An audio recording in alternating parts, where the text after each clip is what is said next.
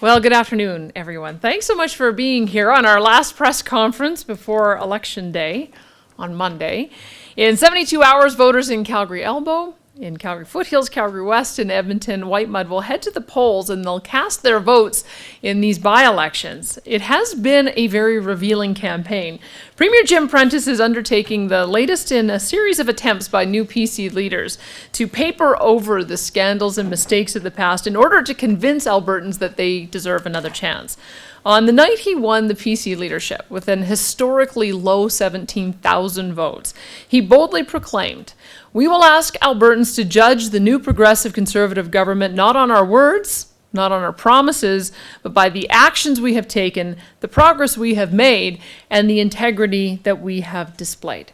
Since that time, the Premier has given Albertans a lot to judge him on.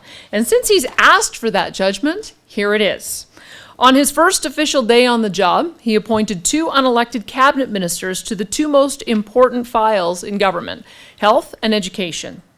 On that same day, he appointed 15 Alison Redford-era cabinet ministers to his 19-member cabinet. 2 of those ministers were responsible for the Sky Palace. Both claimed to have killed the project. The Auditor General said they didn't. And during the campaign, we even produced documents from Freedom of Information requests showing that change orders for the 11th floor have totaled now more than $2 million.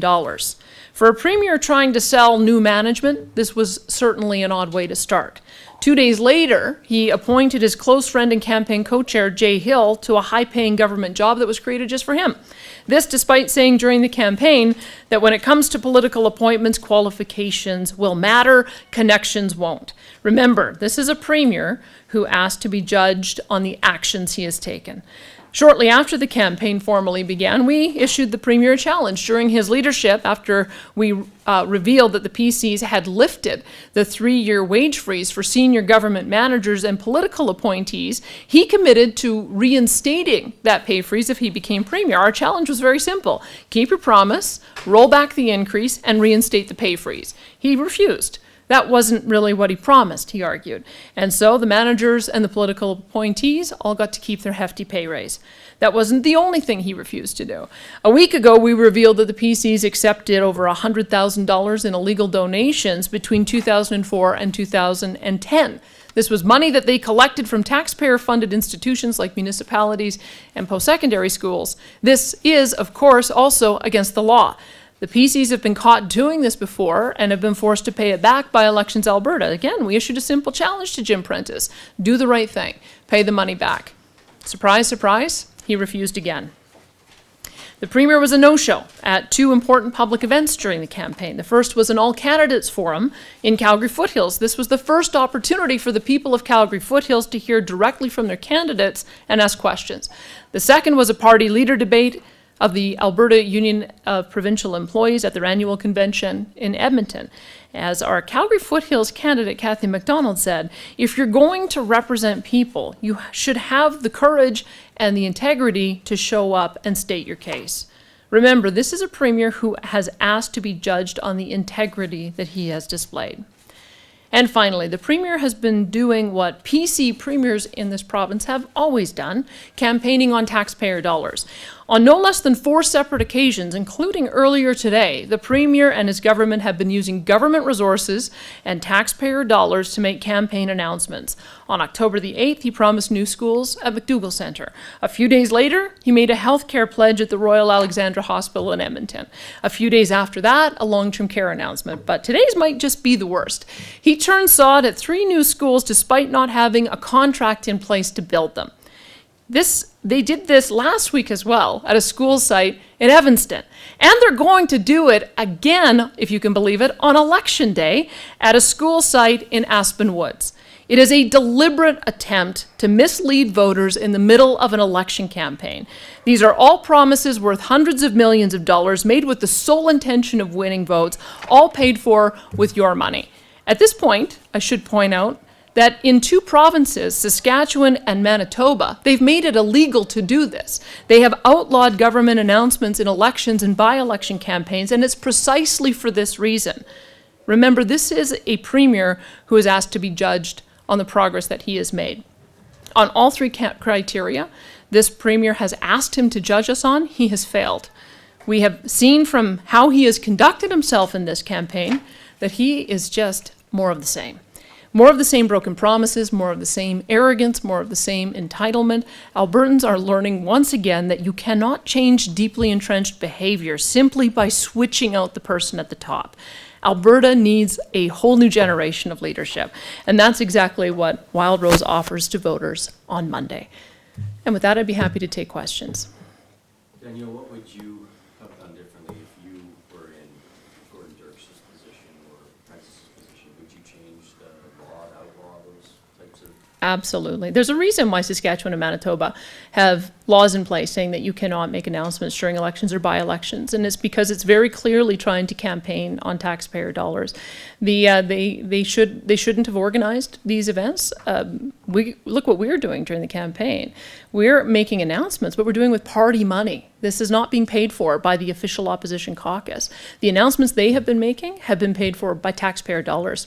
It's not right. In other provinces, they wouldn't be able to get away with it. It's illegal, and we think that that demonstrates that this is a government that just is prepared to do more of the same. Why do you think Dirks did it today? Last week you mentioned there was a sod turning / blessing, which he did not attend during the by-election campaign. But now on this date, this Friday, he decides to take up the invitation after having refused an invitation just last week on the same thing. Why do you think with 2 days or 3 days to go in the by-election campaign, he decided to show up in Deep South? Well, it's very clear that the PCs will do anything to win, even doing things in an unethical way. And let's face it is unethical. And it's illegal in other provinces to use taxpayer resources to make government announcements during a campaign. It's outrageous that they're planning to do one at Aspen Woods on Monday, on Election Day. I have to say it demonstrates to me that they are feeling very desperate. We know that we are in tight two-way races in all 4 of these ridings. The opposition parties don't have the ability, nor would we use taxpayer dollars to make announcements. And the fact that the government is and abusing their position in that way, I hope that's one more factor that determines people's votes, and not for them. I think it should determine votes against them. But last night Premier Prentice had said that this was about Catholicism and the significance of a blessing, and it had nothing to do with the sod turning. Of course, they've been calling it a sod turning all day. In Mr. Dirks' formal announcement, he called it a sod turning. In the tweets that he put out yesterday, he called it a sod turning. In the Catholic Board's tweets, they called it a sod turning. And I would just point out, I don't know if we have a similar letter we can point you to from the Catholic Board, and we'd be happy to give this to you from the Public Board.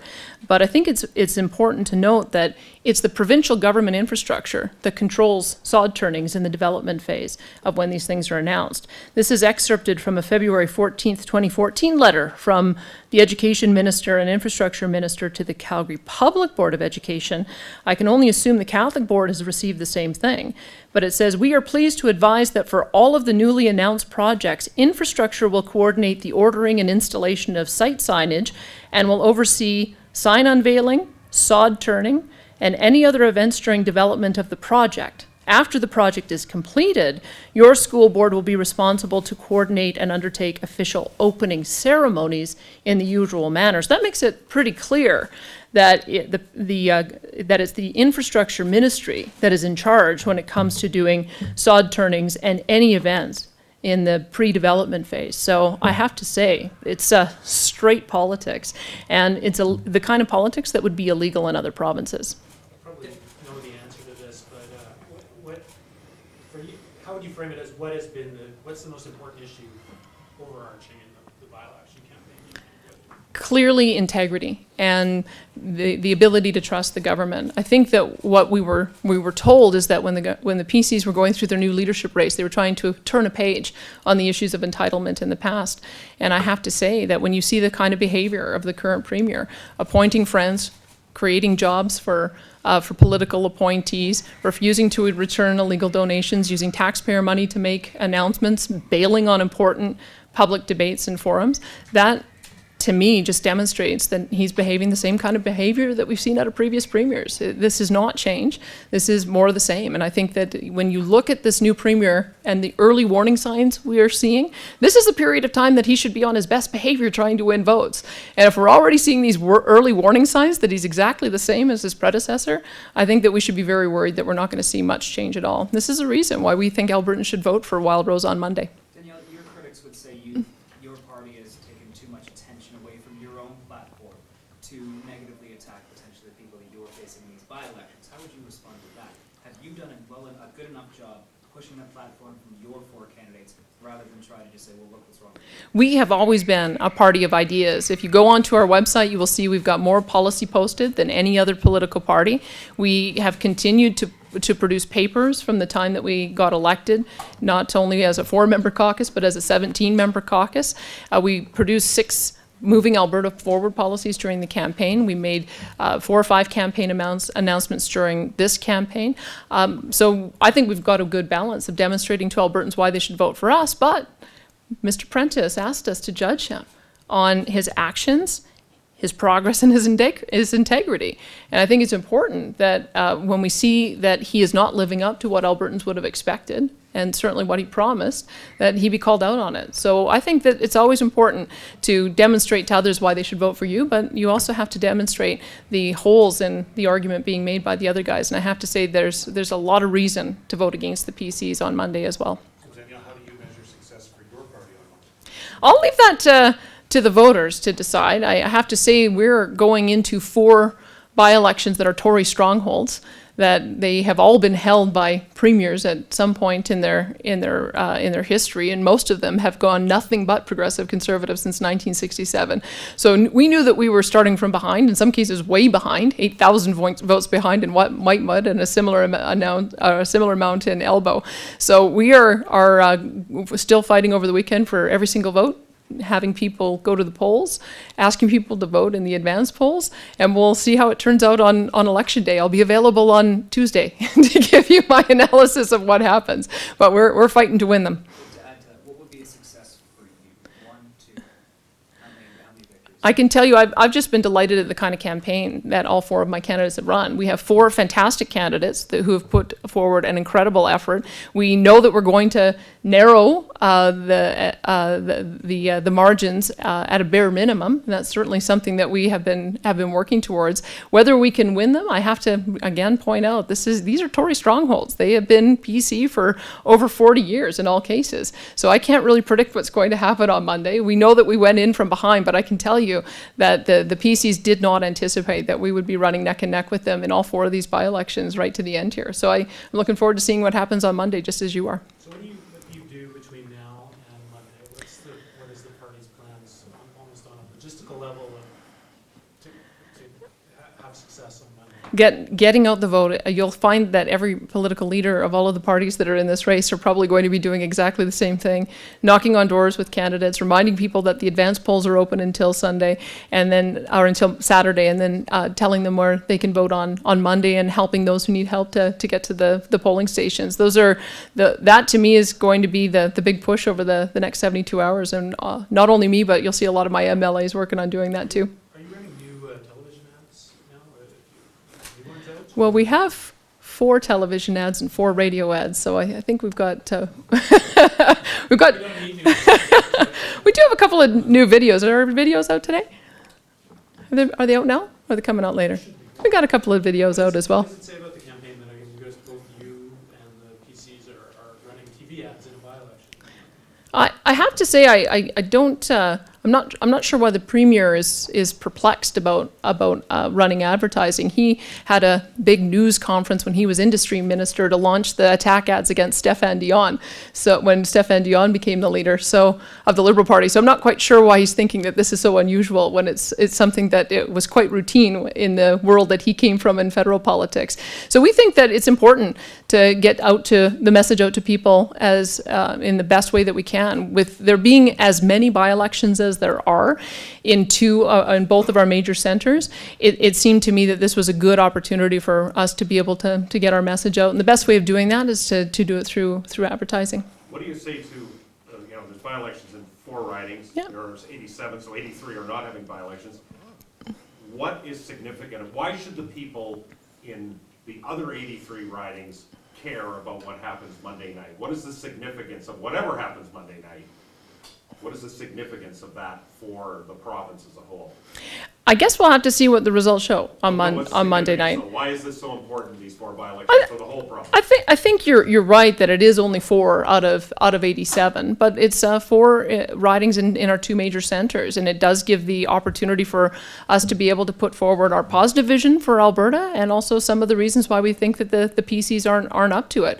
I think we've had a really good opportunity to do that in the past 4 weeks, more so than we were able to do during the PC leadership. Virtually no one was paying attention to the PC leadership, and we've got a new premier who, let's face it, we don't know what direction he's going to take the province in. He didn't campaign on a whole lot of ideas during the campaign, so we don't really know what the next steps are going to be after our election on October the 27th. So once we're through the by-elections and we're able to sift through who won and who lost and what it all means, then we're going to be gearing up for the legislature on November 17th, because we think it's really important that all of the issues that have been on the back burner for so long get back onto the front burner. We've got huge issues in healthcare, which have been neglected, as we've got a campaigning health minister whose eye has not been on the ball. We've got huge issues in education for the same reason, an education minister who has been campaigning rather than keeping his eye on the ball.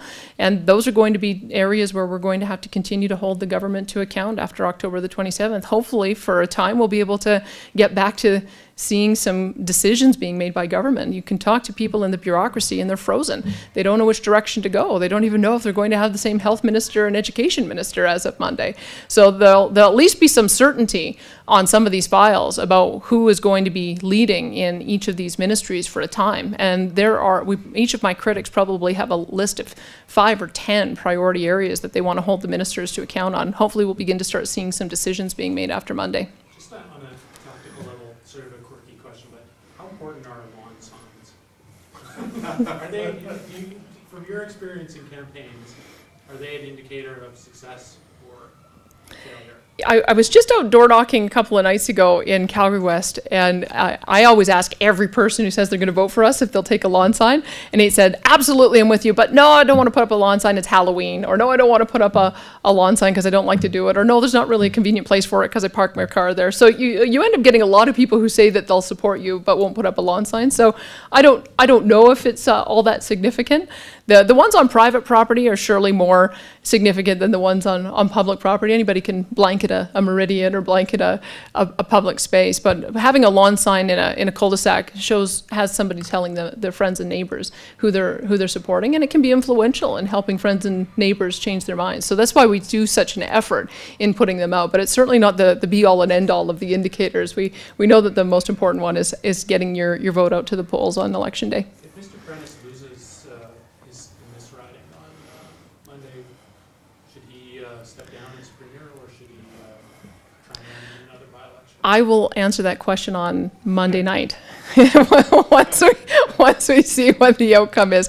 Let's face it. I mean, we know that we face a battle from behind, 4 stronghold PC ridings, and we've run a fantastic campaign, nipping at their heels the entire step of the way. I think everybody recognizes it's a two-way race in most of the ridings, a 3-way race perhaps in a couple, but I think everybody knows that it is not a walk-away for the PCs in any of them, and we're proud to have been able to launch such a good strong challenge against them. How do you feel, though, when you go to the door after all that's happened through the Redford era, through the Stelmach era, and of course that gave rise to your own party?